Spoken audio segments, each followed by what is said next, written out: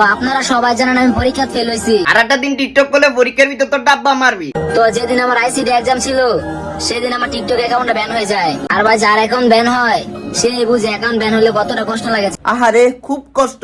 পরীক্ষা থেকে বলে টিকটক অ্যাকাউন্ট বেশি ইম্পর্টেন্ট, এ না হইলে টিকটকার। আমি ভাই এতটা খারাপ ছাত্র না যে পরীক্ষা ফেল করবো।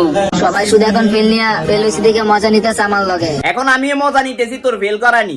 যাই হোক, তোর টিকটক আইডি নষ্ট হওয়ার কারণে তো ডাব্বা মাছস পরীক্ষা। এক কাজ কর, নতুন করে আরেকটা টিকটক আইডি খুল, আবারও পরীক্ষা দে। আমি দোয়া করি যেন তুই আবারও ডাব্বা মারস। মানে সারা বছর টিকটকের ভিতর পড়ালেখা না করি এমনি নাচানাচি করবি, আর পরীক্ষার মধ্যে রেজাল্ট হবে golden A plus. Golden A plus এটা মামার বাড়ির আবদার। তো আমি যখন পরীক্ষায় ফেল করছিলাম তখন আমার বন্ধুরা গোল্ডেন এ প্লাস পায় মজা নিছিল।